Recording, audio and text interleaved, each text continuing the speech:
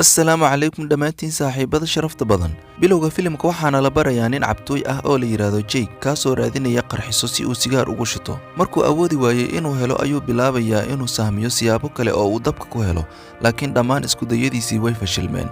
Xaalad qus iyo niyad jab ah kadib wuxuu go'aansaday inuu booqdo dukaanka ugu dhow isagoo rajaynaya inuu ka iibsado qarxiso. Markuu meesha soo gaaro wuxuu si layaab leh u ogaanayaa in wax walba ay khalkhal ku jiraan oo aanay jirin cid kale oo macaamiil ah ama shaqaale ah. Si kastaba ha ahaatee, Jake wax badan kama fikirin fowdada maadaama uu kaliya diiradda saarayo raadinta qarxad. Aakhirkii mid ayuu helay oo lacagtii kaga tegay miiska ka hor inta aanu dukaanka ka bixin. Markuu dib ugu soo laabtay gurigiisii wuxuu bilaabay inuu dareemo in wadooyinku ay yihiin kuwo cidlo ah oo ay ka maran yihiin wax nolol bani aadam ah. Tani waxay ku keenaysaa inuu dareemo jahwareer iyo khalkhal maadaama aanu awoodin inuu fahmo sida dunidu u noqon karto mid maran. Maalintii labaad ee dhacdadan la yaabka leh kadib, Jake wuxuu ku wareegayaa agagaarka markuu ku turunturoodo muuqaal naxdin leh oo qof meyd ah oo dhintay oo naag ah oo jiifta kursi hoostiisa.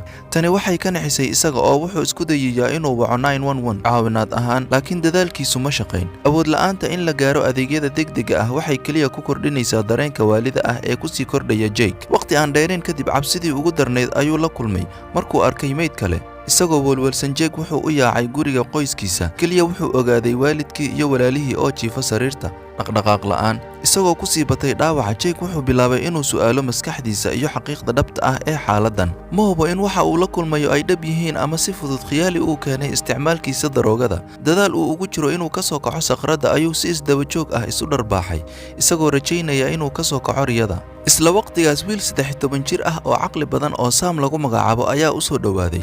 Wuxuu ogaaday in dunidu ay ku dhacday hurdo la yaab leh oo sababta inay dadku ku dhex dhintaan hurdadooda. Wiilku wuxuu kula taliyay Jake inuu soo jeedo, haddii kale wuxuu u dhiman doonaa sida dadka kale. Muuqaalku wuxuu markaa u wareeganayaa Jake iyo Sam, kuwaasoo ay ku soo biireen laba kale oo badbaaday, Lily iyo Rachel. Si ay u soo jeedaan 40 qof ayaa waxay isticmaalayaan daroogooyinka kala duwan. Sidoo kale waxay waqti ku qaadanayaan barkadda dabaasha. Wada sheekaysigooda waxay aad uga xun yihiin in wadamada Yurub ay nasiib badan u yeesheen maadaama uu cudurku subaxdii ka dhacay halkaas, taasoo u saamaxday in dad badan ay badbaadaan. Si kastaba ha ahaatee, ma haystaan fikrad cad oo ku saabsan goorta uu cudurku dhammaan doono ama sida ay u maarayn lahaayeen inay soo jeedaan mustaqbalka fog. Maalintii saddexaad, Jake iyo Sam ayaa wada sheekaysanaya markii ay maqleen baroortii Rachel ee gargaarka. Waxay u yaaceen dhinaceeda, kaliya waxay ogaadeen in Lily ay seexatay oo aanay waxba ka qaban karin. Dadaal adag oo lagu badbaadinayo iyada waxay siinayaan xaddi badan oo adrenal ah, laakiin waxaa caddaatay inay aad uga soo daaheen. Lily oo maskiin ah ayaa mar hore geeriyootay iyadoo hurda. Iyadoo argagaxsan, Rachel waxay ku qanacday in daawooyinku aanay waxtar lahayn, iyadoo ka baqaysa inay dhammaantood u dhintaan cudurka dhowaan. Inkastoo Jake uu isku dayay inuu dejiyo, haddana waxay la sii baxaysaa baabuurka iyadoo qaadatay dhammaan daroogooyinka iyo adrenalka. Jake iyo Sam waxaa lagu qasbay inay Rachel ku xeersadaan baabuur kale, iyagoo og in xaddigoodii daroogooyinka ay sii dhammaanayaan oo ay dhowaan u baahan doonaan wax badan si ay u soo jeedaan. Si kastaba ha noqotee, intay eryanayaan Rachel ayaa Jake wuxuu bilaabay inuu seexdo, taasoo ka dhigaysa inuu awoodi waayo inuu baabuur wado.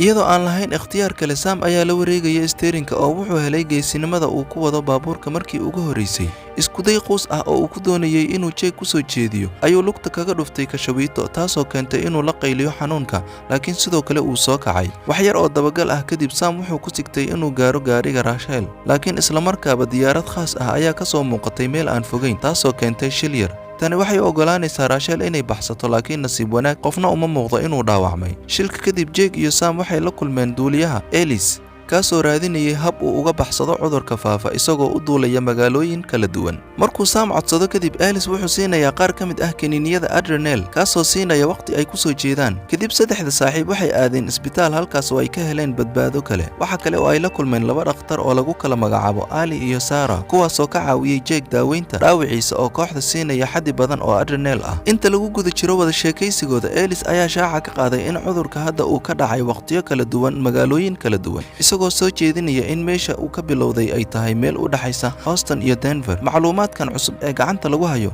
shanta badbaaday waxay go'aansadeen inay galaan safar si ay jawaab uga helaan waxa loogu yeero faafitaanka hurdada. Baabuur dheer iyo dadaal badan kadib, kooxda ayaa ugu dambeyntii soo gaadhay isbitaalka magaalada, balse waxay arkeen inuu gubtay oo laga tegay. Iyagoo aan doorasho kale lahayn ayay go'aansadeen inay u sii gudbaan isbitaalka xiga oo ay saacad ka harsan tahay. Si kastaba ha ahaatee, Jake wuxuu soo jeedinayaa in loo leexiyo qolka meydka ee ku yaala saldhigga booliiska miiska gadaashiisa. Wuxuu rajaynayaa inuu halkaas ka heli doono xog waxtar leh oo iyaga ka caawin karta mustaqbalka fog. Muuqaalkii xigay markay kooxda soo galeen saldhigga waxay la yaabeen markay arkeen xaflad waali ah oo ka dhacaysa. Waxay u muuqataa in dadka qaar ay isku dayayaan inay ka faa'iidaystaan waqtigooda xadidan. Kooxdu taas way iska indhatirtay oo waxay aaday qolka caafimaadka si ay u raadiyaan macluumaadka ku saabsan fiditaanka cudurka iyo waqtiga dhimashada. Dhanka kale Sarah waxay muujisay rabitaankeeda ah inay dib ugu noqoto oo ay ku raaxaysato xafladda iyadoo aaminsan in tani ay noqon karto fursadeedii ugu dambeysay ee ay sidaas ku samayso. Markii hore Ali waxay isku dayday inay ka dhaadhiciso iyada, laakiin ugu dambeyntii way ogolaatay marka Jake uu soo bandhigo inuu ka taxadarayo Sarah. Markay kooxdu inteeda kala gudagalaan howlahooda, Jake iyo Sarah waxay bilaabayaan qoobka ciyaar iyagoo waqti yar ku ilaabay xaaladda adag ee ay ku jiraan.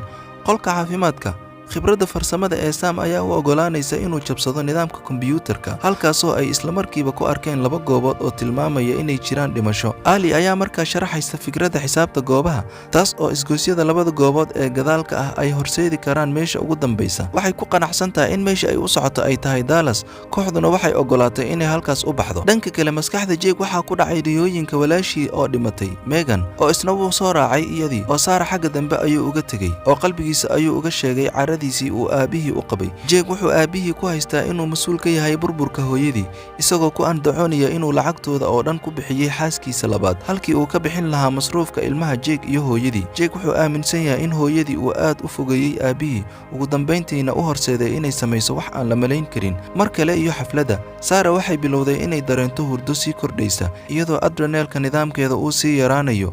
Waxay si quus ah u raadisay Jake, laakiin waxba uma tarin. Markay aad iyo aad uga walwasho, argagax ayaa soo galay. Muddo kadib Jake wuxuu ka soo baxay aragtidiisa oo uu ogaaday inuu u baahan yahay inuu ku soo laabto xafladda.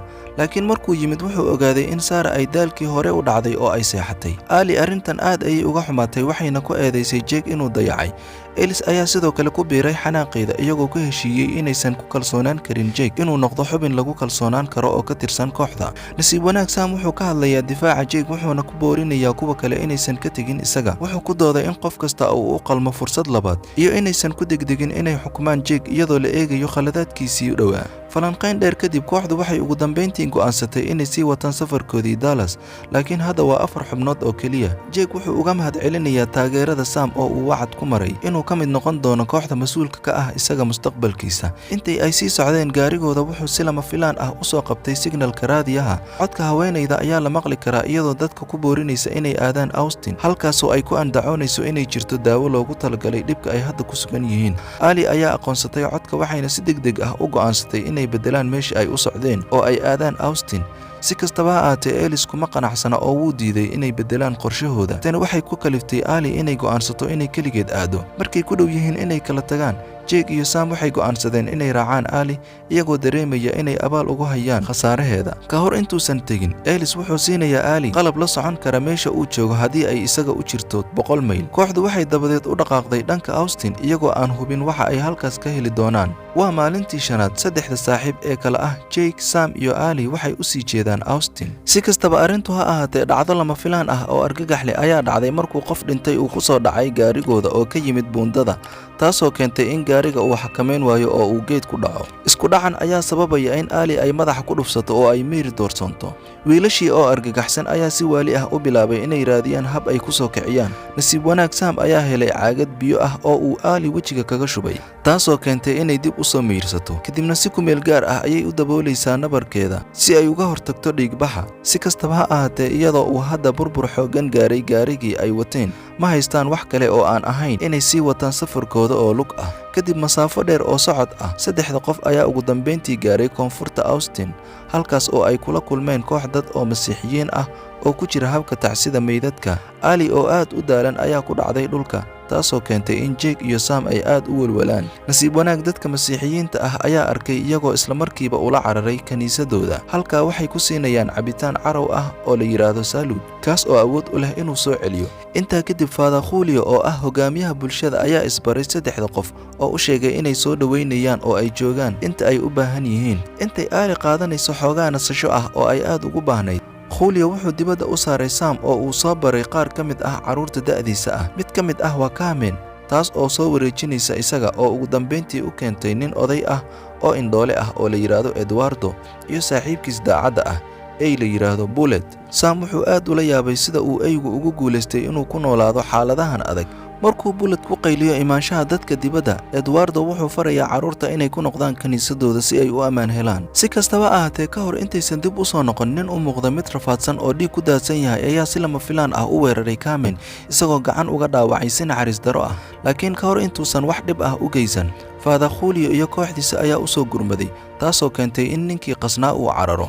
markii dambe ayaa la ogaaday in ninkaasi uu hurdo la'aan aad u daran dareemayo, sidaas darteedna uu naftiisa waxyeeleeyay si uu u soo jeedo. hurdo la'aantan ayaa khalkhal weyn ku keentay caafimaadkiisa maskaxeed, taasoo keentay inuu ula dhaqmo dadka kale si qalafsan. dhanka kale, Carmen waxaa loola cararay kaniisadda, halkaasoo qof walba uu ka codsaday Ali inay caawiso. ahaanshaha dhakhtar ku takhasusay shucaaca waxay dareemaysaa inay ka labalabaynayso inay samayso qaliin, maadaama aanay ahayn dhakhtar qaliin oo tababaran. si kastaba ha ahaatee, marka loo eego duruufahan daran, waxay go'aansatay inay horey u sii socoto oo ay soo ururisay sahayda lagama maarmaanka ah si ay u qabato qaliinka Carmen. marka qaliinku bilaabmo, Sam waxaa loo xirsaaray inaysan Ali seexan, isagoo la sheekaysan doona. dhanka kale, Jake wuxuu go'aansaday inuu arrimaha gacantiisa ku qabsado oo uu raadiyo ninka qaska wada, kaas oo hore u dilay xubin kale oo kaniisadda ka tirsan. qaliinka lagu guulaystay ee Carmen kadib, kooxdu way nafistay, laakiin nasashadooda waa muddo gaaban kadib markay korontadu si lama filaan ah uga baxdo kaniisadda.